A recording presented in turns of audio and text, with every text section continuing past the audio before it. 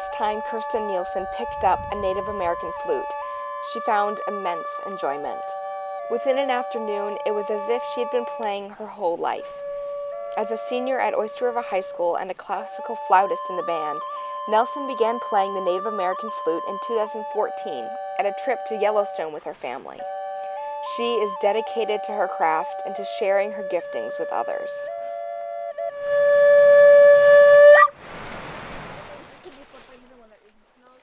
Nelson and I met on a snowy afternoon in November so that I could film her play in the woods. Nelson has only been playing for 4 years, and she has 5 different flutes, 2 of which she purchased while in Yellowstone. I got these when I was in Wyoming back in the summer of 2014. I was visiting my grandfather who lives in Jackson Hole, and we spent a few days in Yellowstone. And when we were there, we went to a little general store, and they happened to have these Native American flutes from a company called High Spirits. And already being interested in Native American culture and playing classical flute and band at school, I took interest in it right away. Further down the road, a couple hours later, I was playing, and as we were leaving, a Native American man said to me, "You have a gift. How long have you been playing?" And I said, 2 hours. And, he suggested that I go to a powwow at some point, which I eventually did. Nelson's classical training provided an easy transition to the Native American flute.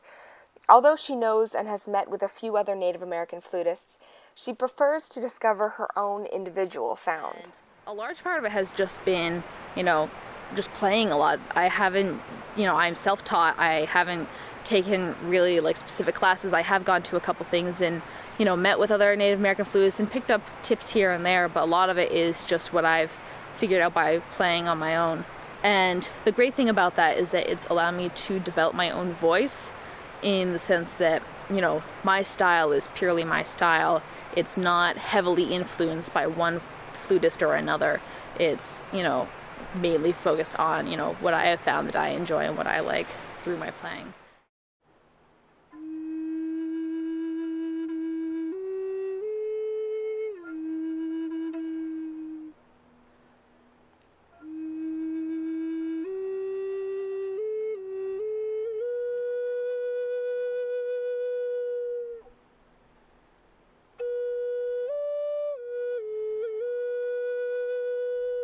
A lot of what I play is playing from my own heart and letting the music come from my soul rather than, specifically thinking about it.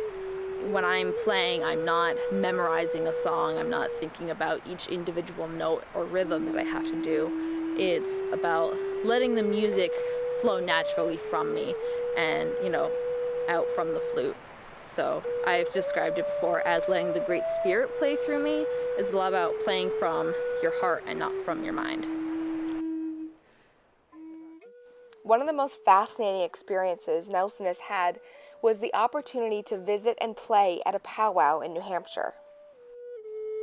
September of 2016, we drove up to Ossipee, and one of the main reasons I went up there is because there is another Native American flutist by the name of Dale Martin, and I wanted the chance to speak with her and talk to her about what it means to be a Native American flutist, what it's like, and how to, kind of grow into that and, be more involved in that aspect.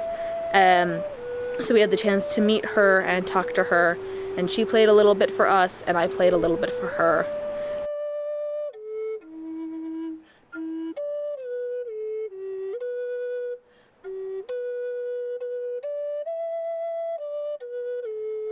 The thing that I will be most grateful for is that later in the day, she went to the other Native American flutist that was there at the time, and they both went to the High Chief. And after speaking to him, I was granted the honor to be able to play my Native American flute for about 200 Native Americans, both by blood and by honor. And that is an opportunity that I'm incredibly grateful for, and, that is an experience that I'll never forget. Over the past few years, Nelson has invited others to be a part of her playing experiences, whether that be by teaching a flute lesson, busking in downtown Portsmouth, or playing the flute for her class. one of the greatest gifts for me is sharing my music and having other people, find joy in it, because a large part of me playing is to be able to share that with others and let others find peace and joy through listening to it. Notably, her environmental science class took a trip early into the 2018-2019 school year to Powder Major Farm and Forest, which has a great deal of Native American history. Nelson brought along her flute. John Bromley, the environmental science teacher at Oyster River High School, arranged the field trip to talk about how history and nature converge. Bromley reflected that her playing was just beautiful and brought the class to appreciate the environment they were in. Her fellow classmates were amazed by her craft. Carly Hogue, a senior at the high school, loved the opportunity to hear her play. Everyone was dead focused on her, she said. People were closing their eyes and kind of feeling it, which I hadn't heard before.